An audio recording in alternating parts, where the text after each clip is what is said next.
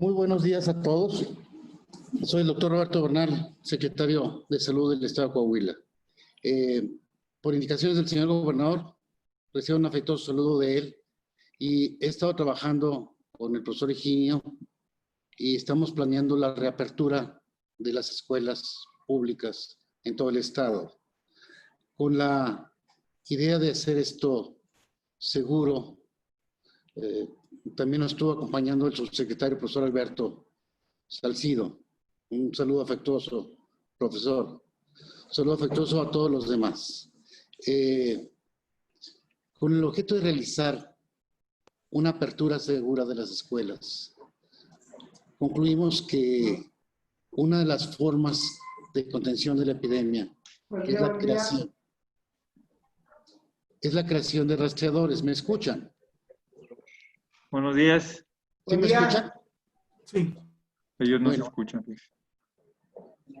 Buenos días. Entonces, la idea de esto es la formación. Buen día. Sí se escucha. ¿Sí se escucha? ¿Me están escuchando? Usted sí, pero de ellos no. Sí, se escucha bien. Bueno, ¿continúo? A ver, déjame conectar de acá.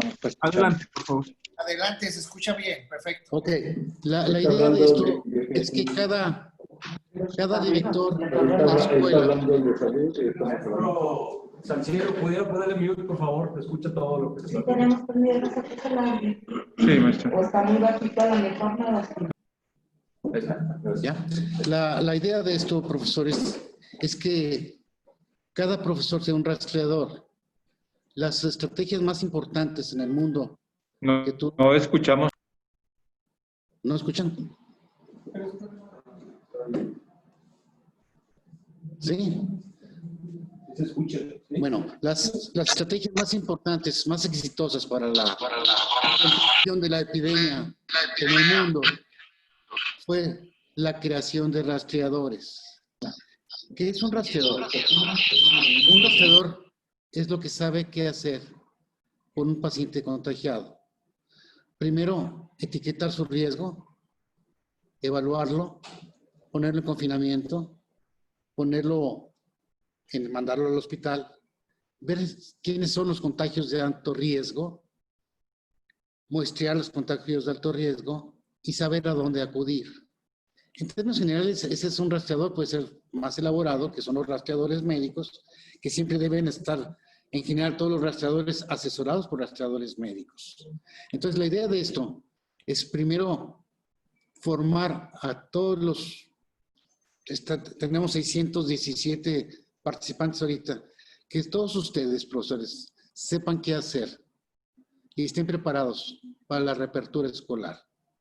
Que estén preparados para saber identificar algún niño o algún joven con síntomas. Si sale alguno positivo, ver quiénes serían los de alto riesgo, saber a dónde acudir para muestrearlos y darle las indicaciones pertinentes. Entonces, las indicaciones del gobernador y los arreglos que hicimos el profesor Higinio y yo, es que los expertos en salud, las infectólogas, los epidemiólogos, van a estar trabajando hasta lograr que todos los profesores responsables, todos los directores de las escuelas sepan cómo trabajar antes de iniciar esta reapertura. Esa es la idea. Aquí van a estar sus profesores, cada uno de ellos se va a presentar conforme van a ir participando. Les deseo mucha suerte y al final de esto, a todos los que los tomen, vamos a darles un diplomita que les sirva curricularmente, firmado por el profesor Higinio y por un servidor. Les deseo mucha suerte y muchas gracias a todos.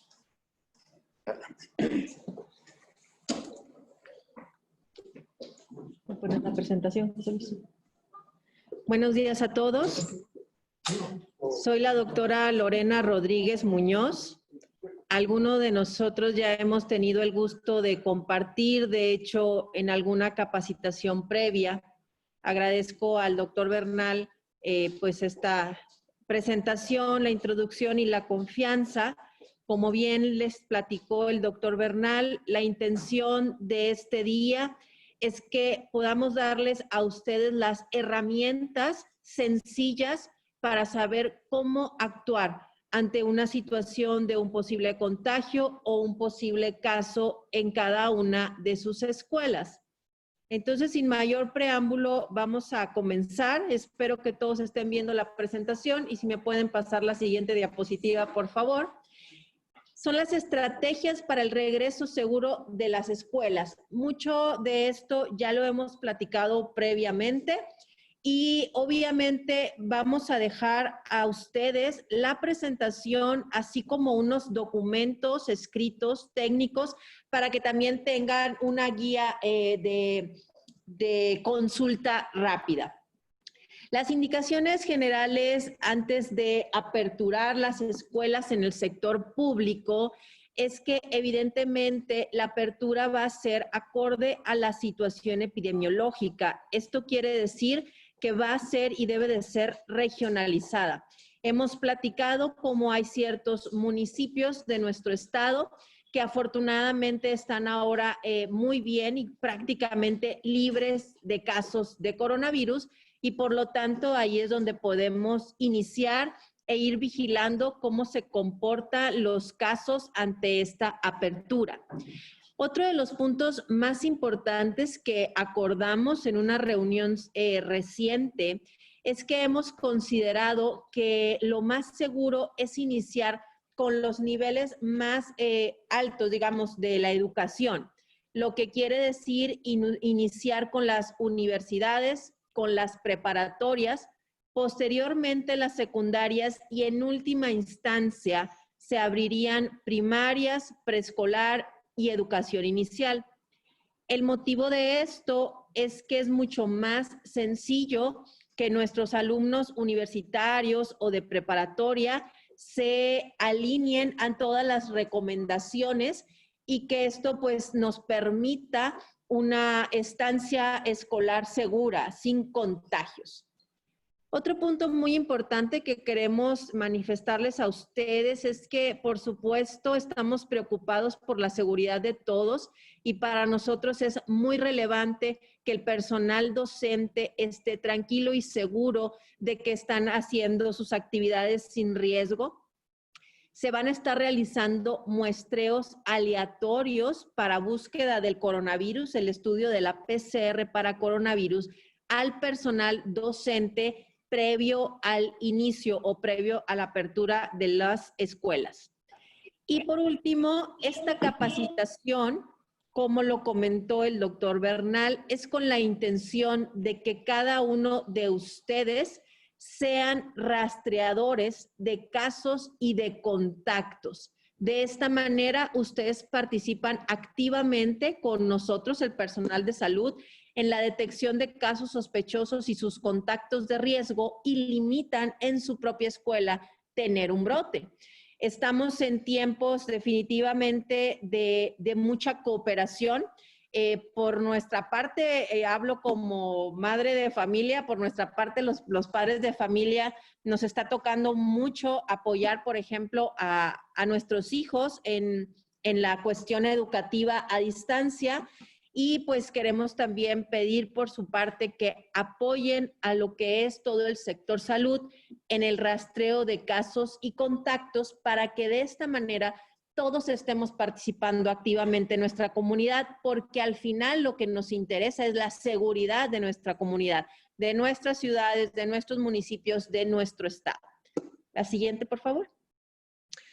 Brevemente, yo sé que todos lo saben, pero vamos a repasar algunos conceptos generales.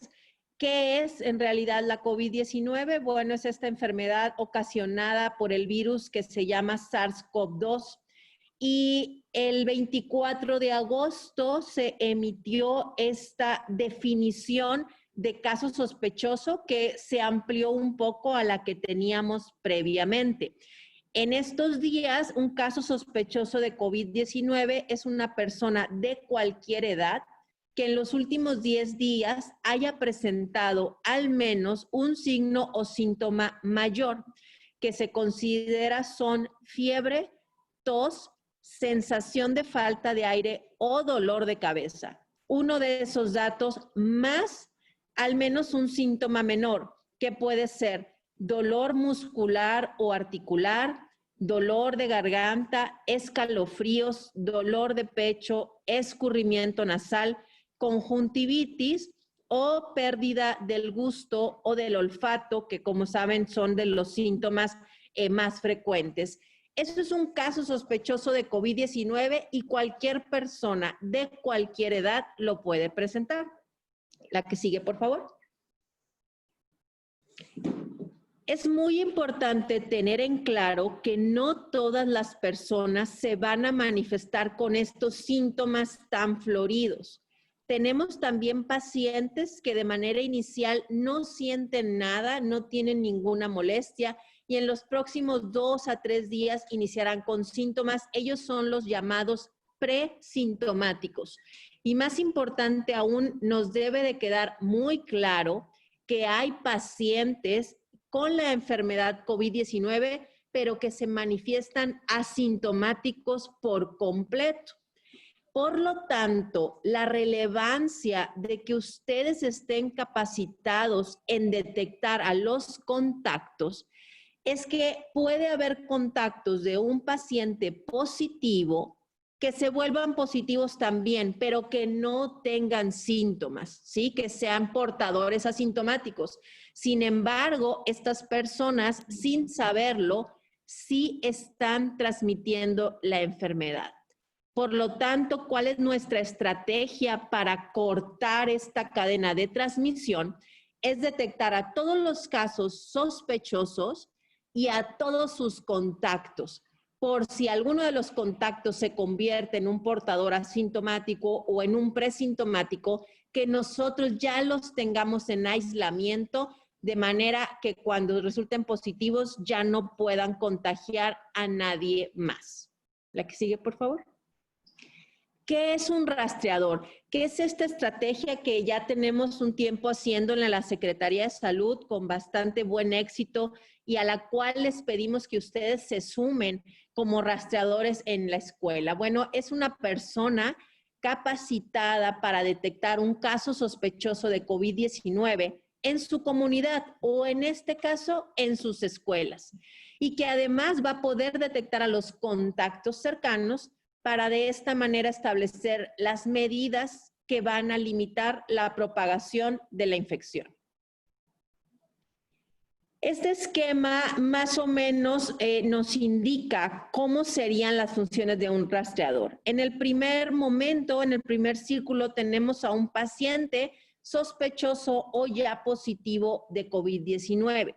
Si nos ubicamos en las escuelas, esto puede ser un alumno, un profesor, algún personal administrativo que labore en las escuelas. Entonces, ustedes como rastreadores escolares tendrán que estar al pendiente de estos casos sospechosos o confirmados, identificarlos y además de avisar directamente, tener la facultad de avisar a los padres de familia o a la jurisdicción epidemiológica, a lo cual será muy importante que estemos enlazados. Ustedes pueden ir adelantando, y esa es la petición, haciendo un registro de los contactos. Ahorita les diré que es un contacto de alto riesgo, pero es relativamente sencillo que ustedes en sus escuelas, que conocen bien cómo están conformados sus salones, cuántos alumnos van a estar yendo por día, qué profesores entran a determinado salón a impartir una materia. De esa manera podrán saber si hay un alumno positivo, por ejemplo, cuáles son sus contactos cercanos. Y como les decía, ustedes tendrán la facultad de avisar directamente a los familiares de esos contactos cercanos para decirles: hay un caso positivo en el salón o hay un caso sospechoso en el salón. Es importante que no manden a sus hijos en los próximos 14 días hasta que esto se esclarezca. Y a la vez tienen que tener ustedes el contacto directo con la jurisdicción sanitaria que le corresponda, porque como ustedes saben, tenemos 8 jurisdicciones en todo el estado y a cada uno, dependiendo de su ubicación, le corresponderá una u otra.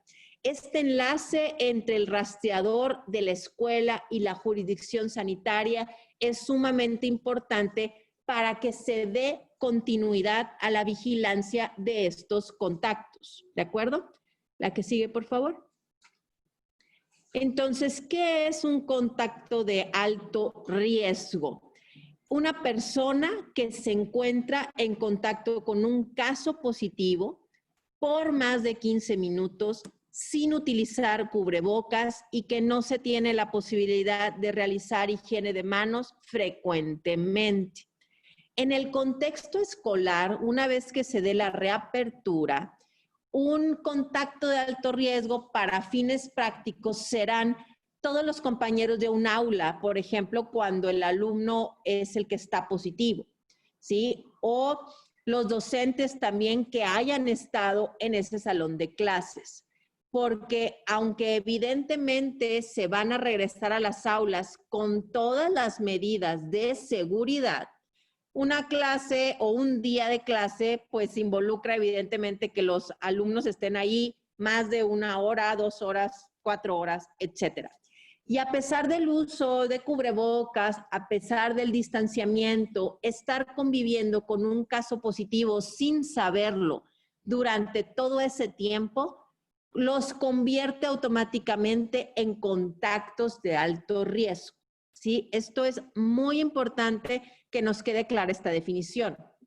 Si por el contrario, el caso sospechoso o positivo es alguien, por ejemplo, del área administrativa de la escuela, bueno, pues los contactos de alto riesgo serán los que compartan en la misma oficina, ¿sí? Ahí no tenemos por qué tener contactos de alumnos, seguramente, porque el caso sospechoso o positivo estará en una área diferente a las aulas.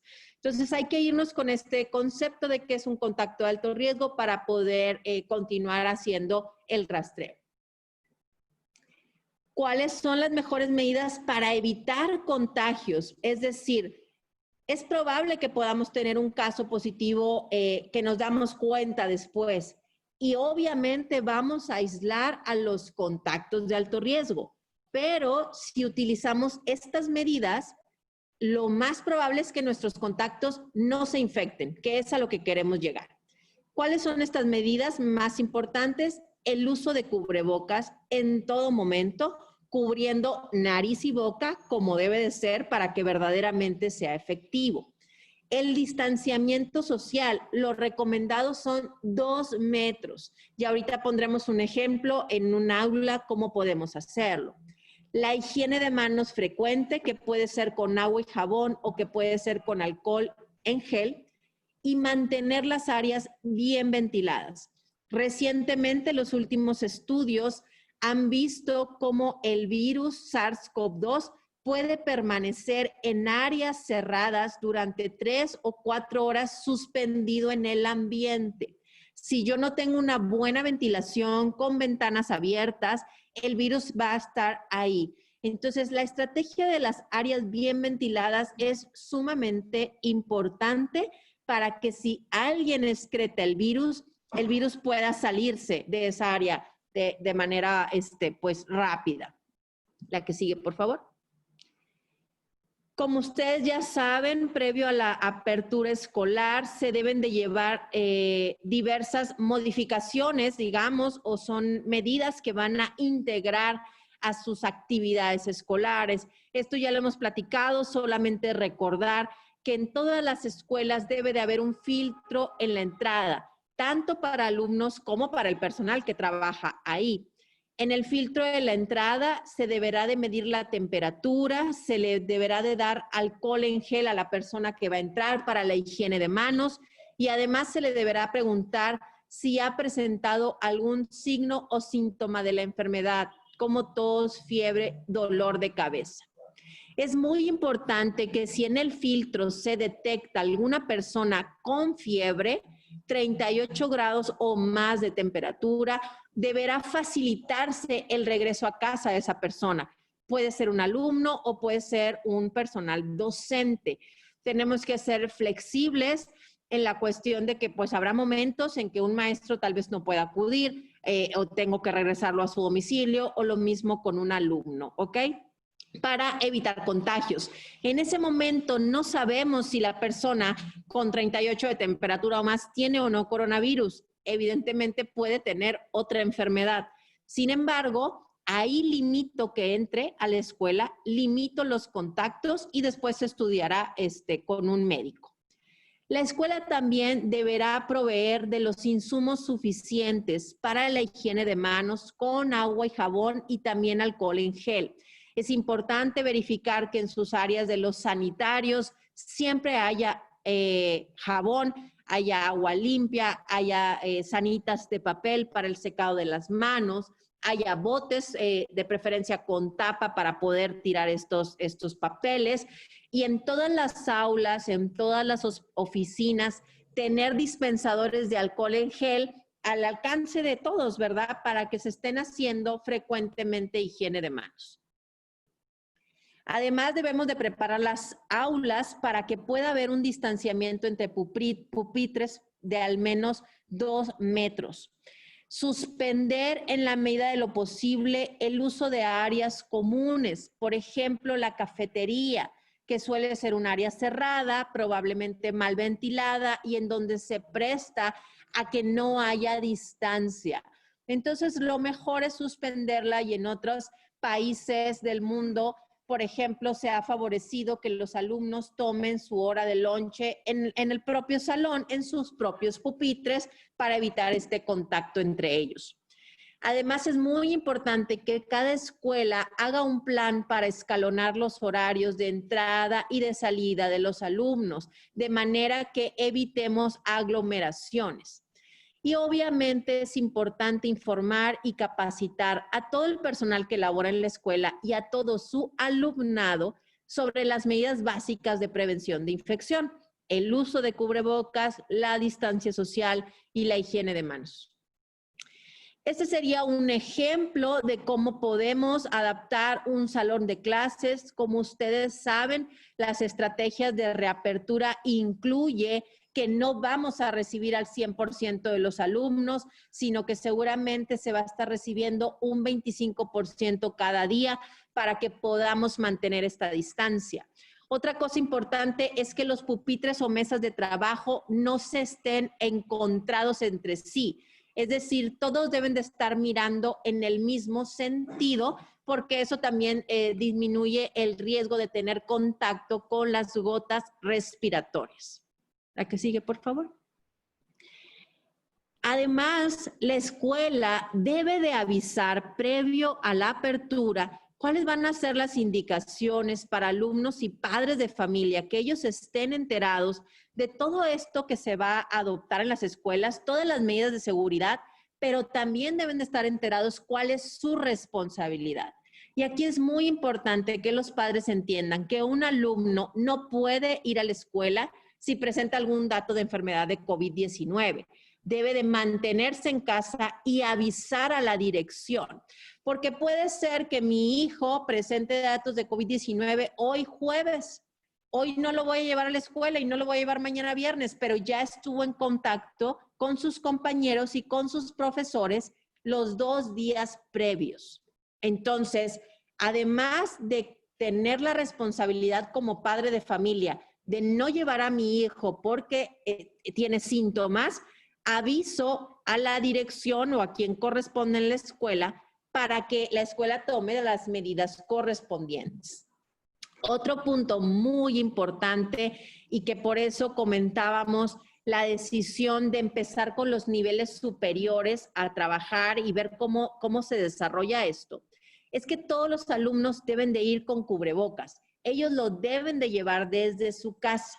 Y hemos definido que a partir de los 6 años de edad, que es primero de primaria, se puede establecer esta estrategia porque se considera que a partir de esa edad el alumno ya puede acatar esa indicación de mantenerse el cubrebocas puesto. Esto ustedes lo pueden a lo mejor leer diferente en otros países. Hay algunos países desde donde más pequeños indican el uso de cubrebocas, porque tal vez muchos de ustedes saben que la Asociación Americana de Pediatría ha recomendado el uso de cubrebocas desde los 2 años de edad. Sin embargo, esto ustedes lo saben mejor que yo, el comportamiento de los chiquitos de educación inicial o de preescolar, pues es bastante difícil todavía moldearlo. Son niños que no toleran por tiempos largos el uso de cubrebocas, se lo están moviendo frecuentemente, se lo están quitando, se lo bajan de la nariz y eso favorece la contaminación. Pero sí creemos, y platicándolo con las autoridades de educación, que un niño que ya está en primaria puede acatar mejor estas indicaciones y es por eso que lo dejamos a partir de primero de primaria. Y hacerle entender a los padres que el niño tiene que llegar a la escuela con cubrebocas todos los días. Puede ser un cubrebocas de tela que van a lavar todos los días en su casa. Puede ser un cubrebocas como el que yo traigo puesto de tipo quirúrgico. Cualquier cubrebocas funciona, pero el niño tiene que llegar ya con él. La escuela no tiene la obligación de proveer de cubrebocas a sus alumnos. Otro punto muy importante que los padres deben de entender es que los alumnos, sus hijos, deben de acatar todas las indicaciones de distanciamiento social y practicar higiene de manos para permanecer dentro del plantel. Muy bien, y ahora sí pasamos a los puntos más importantes o críticos. ¿Qué hago yo si estoy en una escuela, si soy el que recibe a los alumnos en el filtro? ¿Qué hago al detectar un posible caso ahí en ese momento? El detectar un caso sospechoso en el filtro porque le tomé la temperatura y salió alta, o porque me dijo que sí tiene algo de tos y algo de catarro, pues eso me da la oportunidad de evitar contactos. Es decir, ya dijimos, un alumno o un maestro que se presente al filtro con algún signo o síntoma no puede permitirse la entrada al plantel, ¿de acuerdo? Deberá enviarse a casa. En caso de que el alumno por algún motivo ya no está ahí su familiar, hay que mantenerlo en una zona aislado y pedir que vayan por él. Y como ya lo comentábamos, hay que comunicar a la jurisdicción sanitaria correspondiente, es decir, hablar con nuestro epidemiólogo de la jurisdicción o con nuestro coordinador COVID de la jurisdicción y decirle, hoy detecté un caso sospechoso en el filtro, lo envía a casa, aislamiento, y aquí te doy tus datos para que lo puedas contactar. Si hacemos esto desde el filtro, estamos evitando contactos de alto riesgo dentro de nuestra escuela, ¿de acuerdo? Y obviamente la persona que detectamos sospechosa en el filtro tendrá a su vez la obligación de acudir a una valoración médica. Es decir, tendremos que decirle al familiar que el niño no puede regresar si no tiene un justificante médico o algo que nos indique si eso no es coronavirus, si se hizo o no se hizo la prueba o si se encontró otra causa que explique los síntomas. Pero ¿qué hacemos si detectamos un posible caso durante el día de clase? Es decir, no se detectó en el filtro, no había temperatura, no había síntomas, pero en el transcurso del día, a mitad de la mañana, un alumno o un trabajador de la escuela empieza con sintomatología. En ese momento, lo que se debe de hacer es aislar a ese alumno o a ese docente dentro del mismo plantel. Ustedes tienen que tener asignada previamente una área de aislamiento, que puede ser, por ejemplo, la enfermería, si es que tienen en sus escuelas un área de enfermería, o que puede ser alguna oficina dentro de todo el piso o el área administrativa. Es decir, cada quien en sus escuelas debe de tener asignado un lugar para aislamiento, porque si yo detecto un posible caso en el transcurso de la jornada escolar, pues ya no lo puedo seguir dejando en el aula, ¿me explico? Ya tengo que retirarlo inmediatamente de ahí, lo llevo a su área de aislamiento en lo que puede retirarse a casa. Si es un trabajador que va en vehículo propio, bueno, inmediatamente podrá retirarse y como debe de ser, pues acudir a una revisión, valoración médica para definir qué está pasando. Pero si es un alumno, lo llevo a un área de aislamiento, lo estoy acompañando. Recuerden que los dos tienen cubrebocas, ¿sí? En lo que acuden por ese niño, ¿ok? Y recogerlo a casa. Entonces, ya tomé los datos de esa persona sospechosa y yo aviso a la jurisdicción sanitaria. para que se lleve un seguimiento.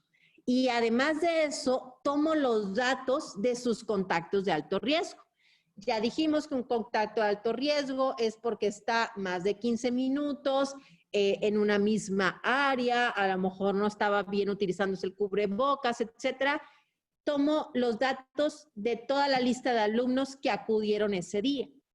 Y es muy importante saber que la enfermedad de COVID-19 o que el virus SARS-CoV-2 se empieza a transmitir desde 2 días antes que tengo síntomas. Entonces, si hoy jueves estoy detectando un alumno sospechoso a mitad de la mañana, tomo la lista de los alumnos de hoy jueves, pero también tomo la lista de los alumnos del miércoles y del martes, porque todos ellos son contactos de alto riesgo. Y entonces aviso como autoridad en la escuela, aviso a los padres de familia que sus hijos no pueden ir en los siguientes 14 días. Y aviso a la jurisdicción sanitaria para que sea la jurisdicción sanitaria la que dé el resto del seguimiento. Y bueno, esto es a manera de flujogramas, un poco lo que hemos venido explicando. Si yo detecto un maestro o un alumno sospechoso o positivo a COVID, me voy hacia la flecha del lado derecho, dice que sí. Bueno, esa persona debe de permanecer en casa, por supuesto. ¿Cuánto tiempo? Depende de los síntomas que tenga, pero en general bastan 10 días para permanecer en casa y podrían reintegrarse a sus actividades escolares al día 11, siempre y cuando se hayan quitado los síntomas respiratorios, se haya quitado la temperatura y la persona se sienta mejor. Pero, ¿qué hago con los contactos? Es decir, yo tengo un alumno que no es sospechoso o no tiene COVID, pero estuvo expuesto a alguien con COVID. Es un contacto de alto riesgo, como ya se los dije, también lo tengo que mandar a casa. ¿Por qué mandamos a casa a los contactos de alto riesgo? Porque si yo el día de hoy convivo de cerca con una persona positiva sin saberlo, yo tengo de aquí a 14 días para probablemente desarrollar síntomas. Ya dijimos que si todo el tiempo estoy con el cubrebocas, que si todo el tiempo mantengo la distancia, que si estoy en un área con buena ventilación, aunque yo tenga aquí a un lado mío un paciente positivo, es poco probable que me infecte, pero no es imposible. Entonces, si yo me infecto, si yo inhalo el virus, soy un contacto de alto riesgo, tengo a partir de hoy 14 días para desarrollar los síntomas. Si desarrollo los síntomas, pues me convierto en un caso positivo, evidentemente, ¿sí? Si no desarrollo los síntomas, la recomendación de todas formas es hacer una prueba de PCR para estar seguros si el virus está o no. Esa prueba de PCR, nosotros en el área médica la indicamos a los 5 días del contacto. Eso en realidad no les corresponde a ustedes, por eso se enlazan con la jurisdicción sanitaria, para que ellos hagan esa indicación, ¿ok? Pero si yo soy un contacto de alto riesgo y mi PCR al día 5 sale negativa, de todas formas me tengo que quedar en mi casa los 14 días, porque dijimos que todavía existe una posibilidad de desarrollar síntomas después. Si en los 14 días no desarrollé ningún síntoma, regreso a mis actividades escolares sin problema. ¿De acuerdo? Entonces, una persona con síntomas o positiva a COVID se va a aislamiento y una persona contacto de un paciente positivo a COVID también se va a aislamiento. ¿De acuerdo? Por eso puede pasar que reanudemos las escuelas, que tengamos aperturas escolares y por decir, en tercero de primaria surge un caso, ¿de acuerdo? Y entonces, ese caso y todo ese salón se van a ir a su casa al menos 14 días. ¿Ok? No se van a ir los de primero de primaria, no se van a ir los de sexto de primaria, porque no tuvieron contacto con el positivo de tercero. ¿Sí? Pero entonces yo ya sé que ese caso de tercero de primaria va a obligarme a mandar a su casa a todos los alumnos por 14 días. ¿De acuerdo? La que sigue, por favor. ¿Y qué hago en la escuela? Pueden sentir ustedes preocupación de que si se detecta un caso positivo, el virus permanezca, por ejemplo, ahí en la escuela, pueden tener esa preocupación. Y bueno, la realidad es que el virus se elimina muy fácilmente con una limpieza adecuada, así es que en ese sentido no deben de preocuparse. El flujograma que les mostramos aquí, que implica el protocolo de limpieza y rastreo de contactos, significa que si un maestro o alumno positivo a COVID lo detecto en mi salón de clases, lo primero ya dijimos, número 1, notifico a la jurisdicción, hago mi lista de contactos para avisarle a la jurisdicción y ahí terminó como el trabajo de la escuela. ¿Y qué hago con la cuestión de la limpieza? ¿Cómo hago mi protocolo de limpieza en la escuela para no favorecer más contactos? Bueno, como ya mandamos a casa al alumno y a todos los contactos, o al docente y a todos los contactos, debo de cerrar ese salón, ¿de acuerdo?, donde estuvo la persona infectada. La mejor recomendación es esperar 24 horas para después abrir el salón y hacer una limpieza exhaustiva. Sí se puede hacer el mismo día, no pasa nada, pero las recomendaciones indican que esperemos 24 horas porque ya platicábamos que el virus se puede mantener suspendido en el aire por 3 o 4 horas aproximadamente.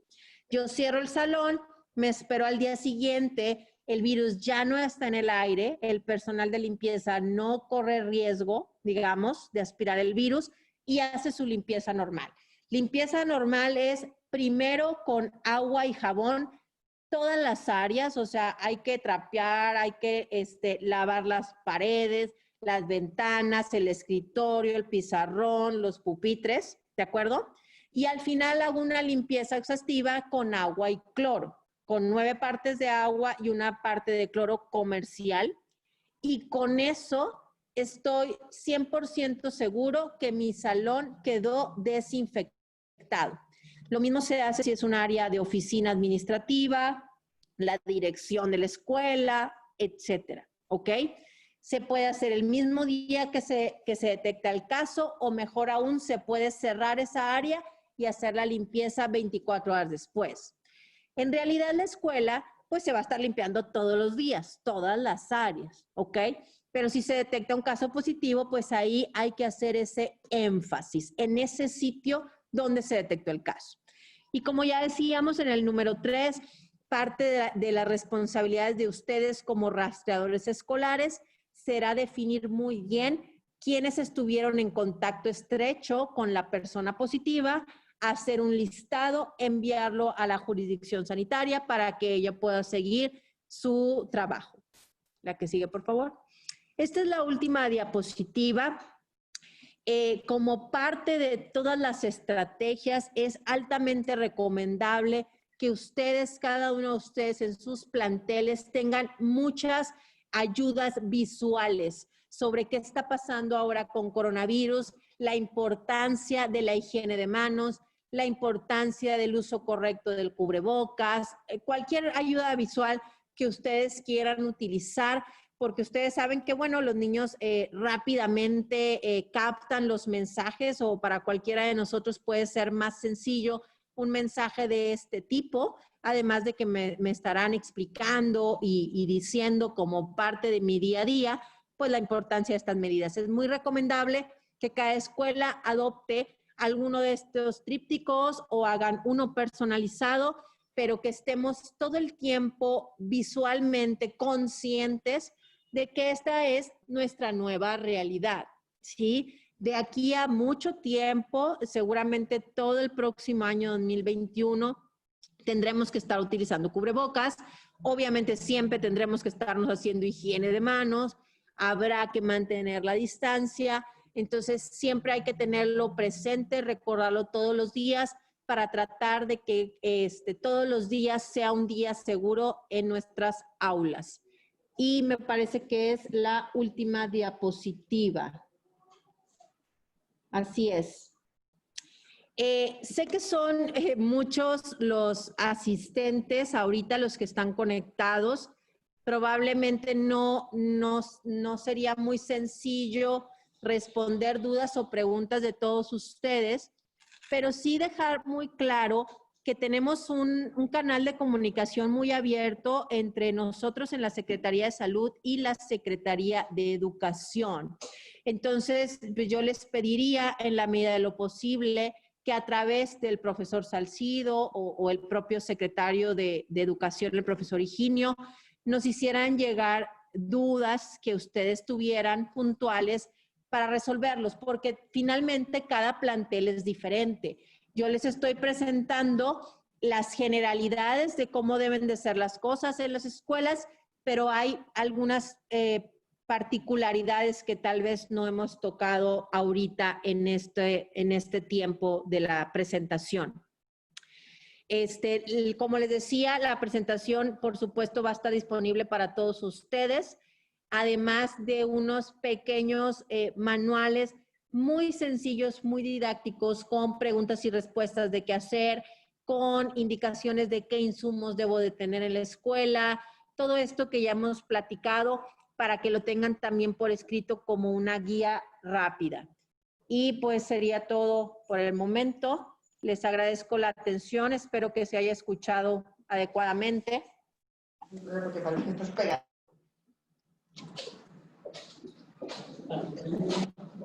días. Espérate. Buenos días. ¿Me indica si se escucha? Sí, profesor. Okay. Muchas gracias. Quiero agradecer al secretario de Salud, al doctor Roberto Bernal Gómez, y desde luego a las doctoras y doctores que están hoy presentes, la doctora Lorena Rodríguez Muñoz, la doctora Angélica Díaz, el doctor Carlos Sánchez y el doctor José Luis Rodríguez. Esto que nos acaban de dar a todos nosotros, a jefes de sector, a supervisores, a asesores técnico-pedagógicos y a jefes de enseñanza en secundaria, así como a todas las áreas de la Subsecretaría de Educación Básica y algunas áreas de la Secretaría también. Esta es una noción de lo que hemos estado trabajando con la Secretaría de Salud y que, bueno, en su momento, cuando las condiciones sean las adecuadas y que la Secretaría de Salud nos dé la luz verde para poder iniciar las clases presenciales en forma gradual, como se vayan a realizar, esta información nos va a servir bastante, ya que es la realidad que estamos viviendo. Es una situación que no va a cambiar de un día para otro, ni de una semana, ni de un mes. Tendremos que aprender a vivir con ello y desde luego sabemos las condiciones adversas que tenemos en muchos de los lugares donde impartimos nuestra educación a cada uno de los niveles educativos. Y en este sentido, bueno, pues entre todos tenemos que cooperar para poder salir adelante. Los insumos, la Secretaría de Educación los proporcionará a cada plantel educativo, los insumos que es el termómetro, el gel y otros insumos más que estarán listos para entregarse. Nuestro secretario de Educación, el doctor Higinio González Calderón, preocupado en este sentido, estamos viendo todas las aristas que pueden haber para poder apoyar a cada una de las escuelas. Y desde luego el interés y la responsabilidad que tiene nuestro gobernador, el ingeniero Miguel Ángel Riquelme Solís, de salvaguardar en principio la seguridad y la salud de todos los coahuilenses y en especial de los alumnos de nuestras escuelas. Tenemos que tomar medidas especiales y qué mejor que la Secretaría de Salud con la gente que está capacitada, que sabe de este tema y que hoy con toda la mejor voluntad nos están nutriendo de estos conocimientos. Les haremos llegar lo que es la presentación que en este momento se ha dado para que todos la tengamos y tengamos un solo parámetro que tengamos que ir siguiendo. Pero desde luego, con toda la mejor voluntad de poder ir sumando, como dice la doctora Lorena, esta pandemia va cambiando día tras día y se va aprendiendo cosas nuevas. Y bueno, lo que sabíamos en marzo que inició, hoy es totalmente diferente. Y bueno, Coahuila es uno de los estados que se ha aplicado al 100% nuestro gobierno estatal, desde luego nuestro gobernador, y sin olvidar nuestra Secretaría de Salud y lo propio que es la Secretaría de Educación, aunado a todas las medidas que se han dado, pero aunado también a la disciplina que ha tenido la sociedad en general para que esto disminuya y sepamos vivir con este virus que hoy lo tenemos presente. Si antes lo veíamos lejano, hoy lo vemos con personas muy cercanas, inclusive con familiares. Entonces, pues muchas gracias, doctora Lorena, doctora Angélica, doctor Carlos, doctor José Luis, y desde luego nuestro reconocimiento y agradecimiento al doctor Roberto Bernal Gómez, secretario de Salud. Y sin olvidar y agradecer a cada uno de los que están conectados, jefes de sector, supervisores, jefes de enseñanza y asesores técnico-pedagógicos y demás autoridades que hoy nos han acompañado en esta videoconferencia. Esta es la primer videoconferencia de el primer grupo de rastreadores. Lo siguiente serán videoconferencias con los directores de cada plantel educativo, que son por reglamento los responsables de todo lo que sucede en dicho plantel. Entonces, haremos 5 grupos para poder darles esta misma información en cada una de las regiones. Entonces, tendremos en la próxima semana las reuniones con los diferentes autoridades educativas directivas de cada escuela, programados de modo de que cada uno tenga su espacio para que tenga este conocimiento. Entonces, muchas gracias y estaremos en contacto. Todas las preguntas que tengan, todas las sugerencias, todas las inquietudes que se vayan generando, de favor, aquí ahorita en el chat hemos captado todas las que han subido, pero de favor pedirles que por medio de su director de nivel las hagan llegar para nosotros hacer una recopilación y en conjunto con la Secretaría de Salud darle respuesta a cada una de ellas. Entonces, muchas gracias y bendiciones para todos ustedes.